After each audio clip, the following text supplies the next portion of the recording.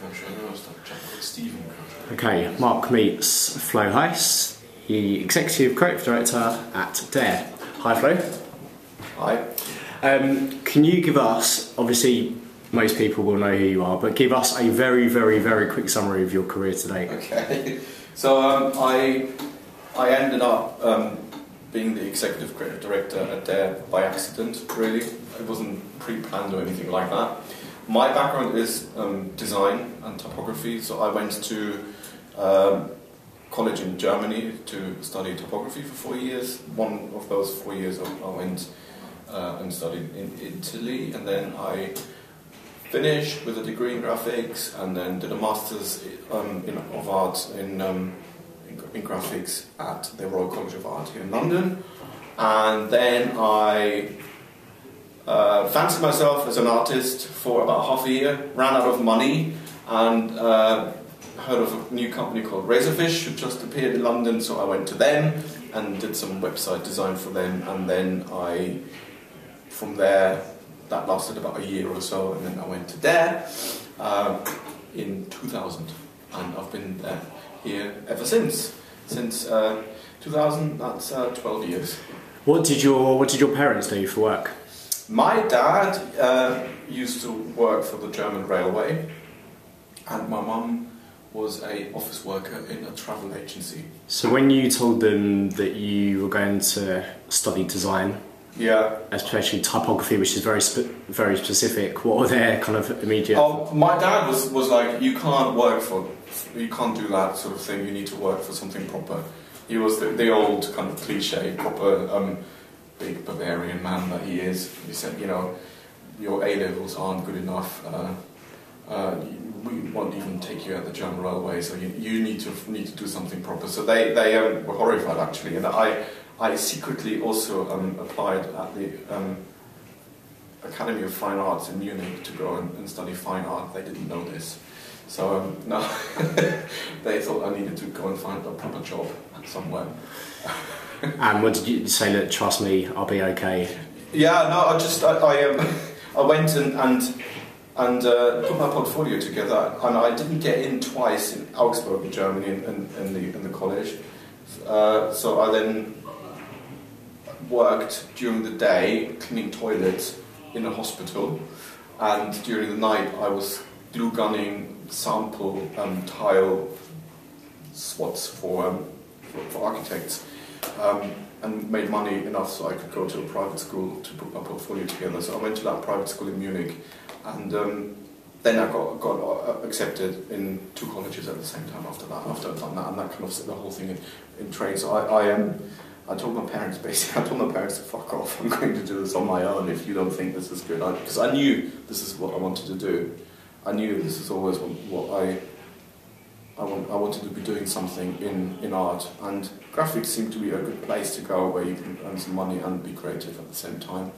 What was your tutor like? Was your tutor someone that you looked up to?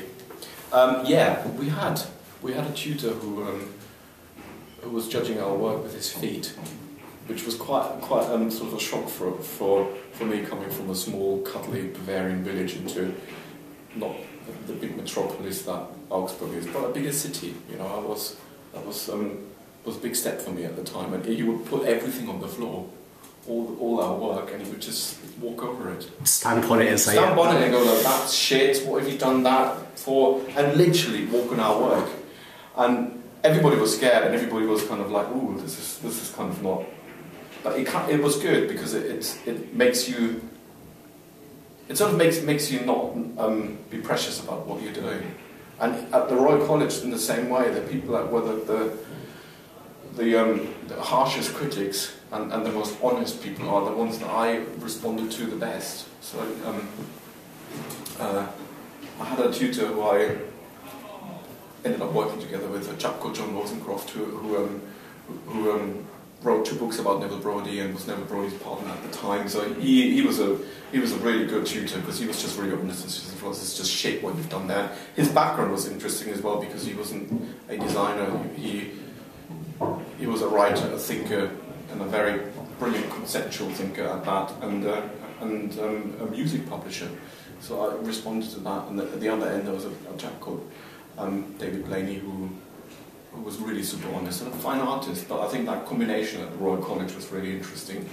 But I tended to kind of go off into the digital bits as well. So I was always sort of interested in what happens in the digital arena. And I've been freelancing and working most of the time through my time at the RCA and at an agency in Germany making CD-ROMs. And my final year piece at the Royal College was, funny enough, a CD-ROM.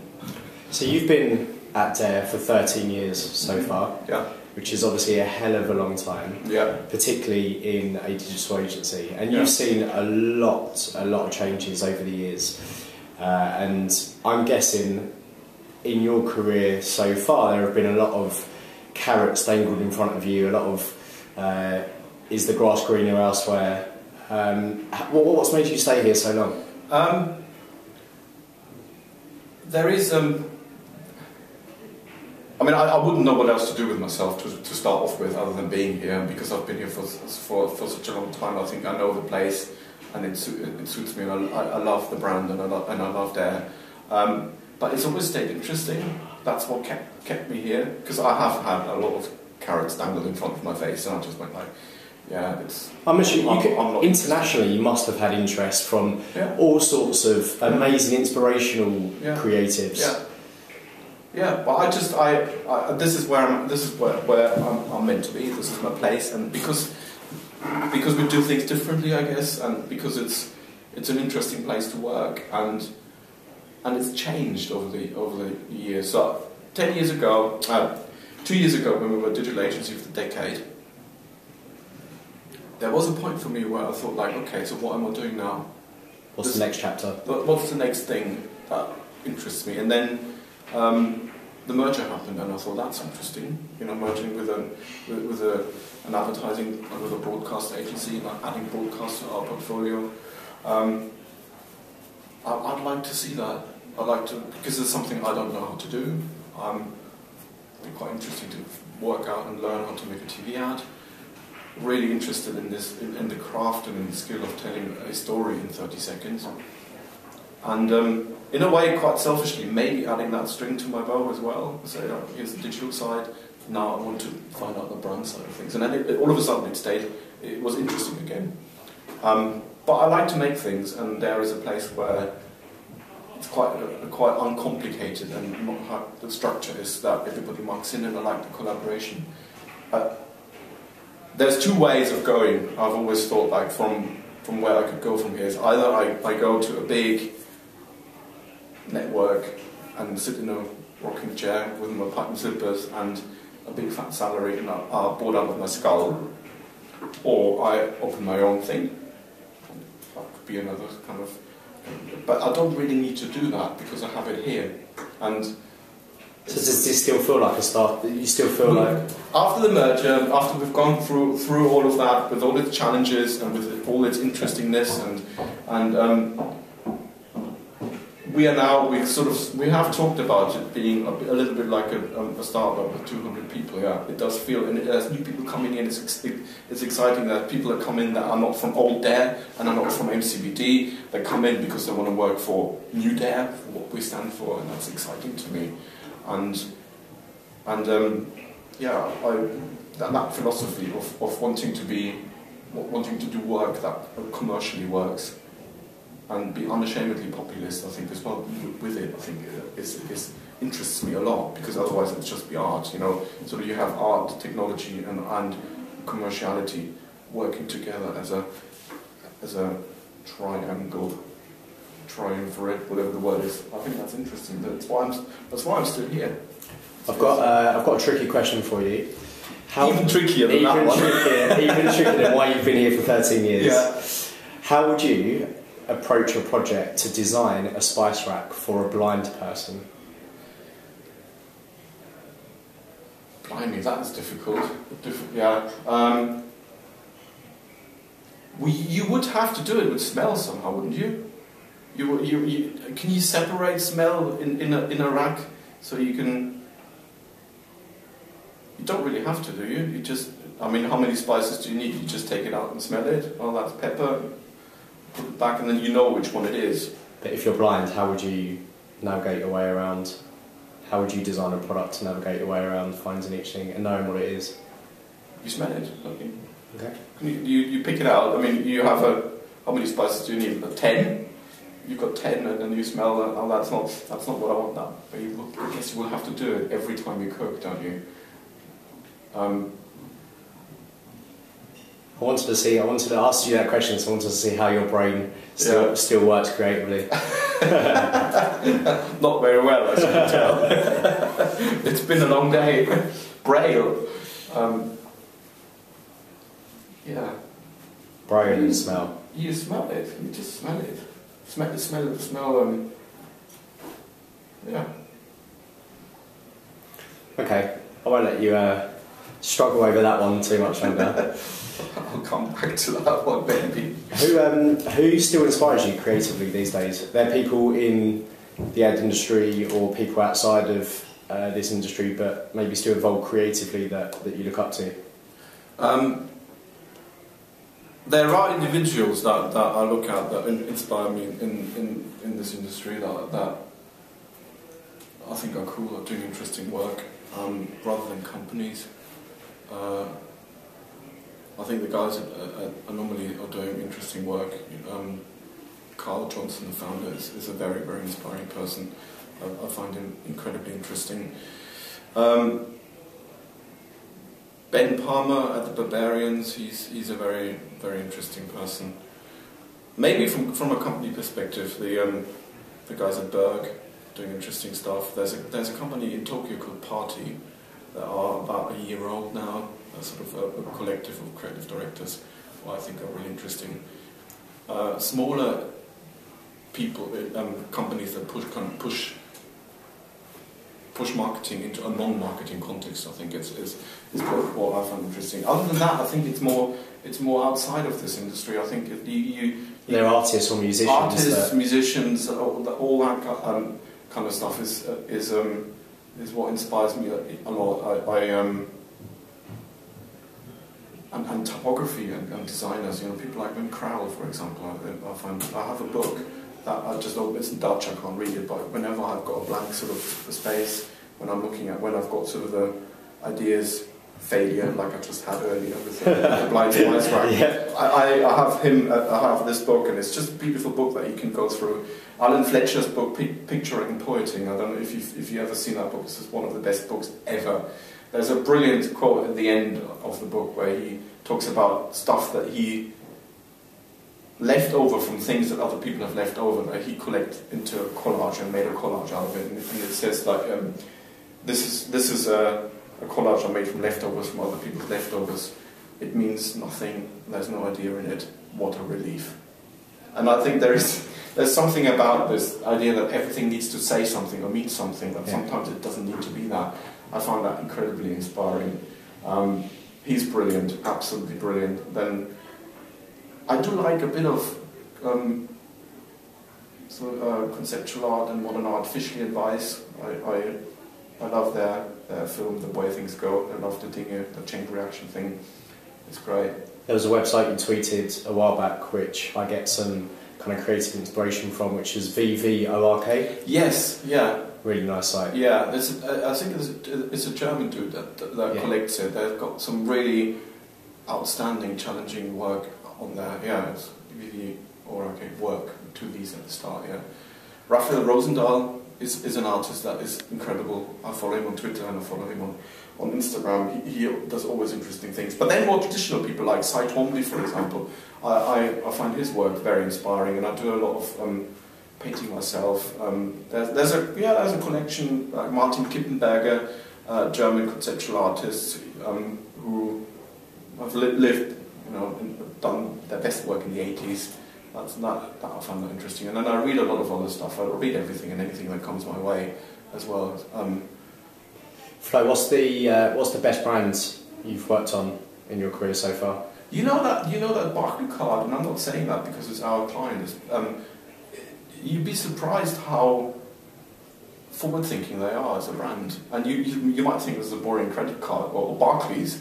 I think those sort of brands where you don't expect them to do anything interesting for me, I think, are the most interesting ones, because they know they have to prove something. And we've done our best work in the last 12 months on Barclays and Barclaycard, interactive work that uses AR, versus cool brands where you, like, we don't have Nike, but Nike, for example, where you would expect them to do something interesting. Yeah, I downloaded the Barclaycard water slide app. Yeah, a few years ago. Yeah. So yeah, that was kind of a happy accident, really, a happy coincidence in the way that we got to create that, and it was the first branded game, and it was #1 in 52 countries, and I think there's an incredible stat that 1 in 3 people in the UK have this game on their iPhone or iPad.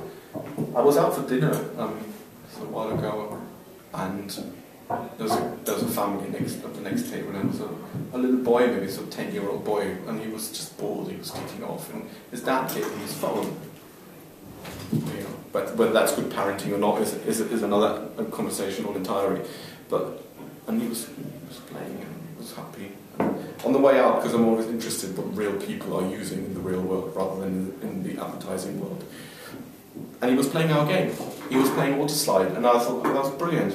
I give it to my little cousins now to shut them up as well. Yeah. And we've sort of moved on from that. We've done an app that was based on, again, a TV ad, a BBH TV ad, brilliant ad of the guy going around the roller coaster. We've made that into an app, into a game, and then more recently, again, on the back of a brilliant BBH TV ad, our toys app that uses AR technology to put one of the characters from the ad in your hand and you can play with them. So yeah, I think that's what inspires me, that we can do these kind of things here, and those brands are the ones that I like to work with. So Dare are now responsible for the Go Compare ads. Yeah. What are your thoughts on the Go Compare ads? I think we need to move it on now. I think we've probably, this is number, it's Sue Barker, I always forget the dude, Guy Pearce, the footballer, Ray Mears. Stuart Pearce even, yeah, Guy Pearce is an actor, I know nothing about football, and poor English football. Stuart Pearce, Ray Mears, Louis Benz, that's our 5th, Stephen Hawking, our 5th ad. I think we've exhausted that now, yeah, and we're working on trying to move it on to do something else with this idea of killing him off, or what else we can do with him. It needs to go into different direction, but we've had fun. And it was great because we went to Go Compare and said, well, this is the only thing that you can, everybody hates this dude. Saying that to a client is also something else, and I went, okay, yeah, I kind of know that, so this is our idea, this is what we want to do with the ads. We'll get national treasures to try and attempt to kill him, and they went for it, but I think we need to move on now into something else. But it was fun while we were making them.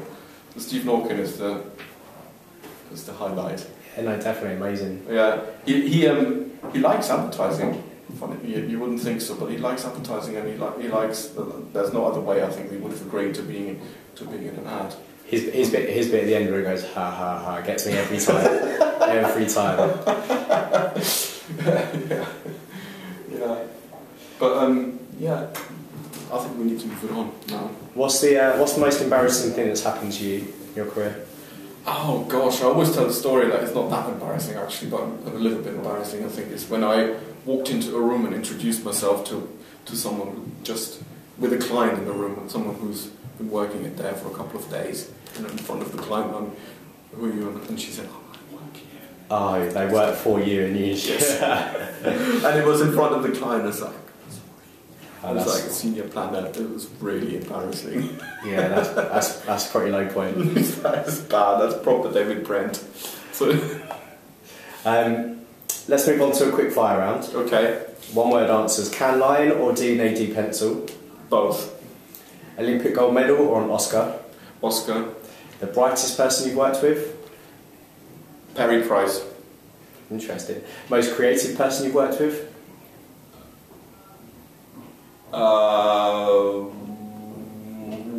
James Cooper.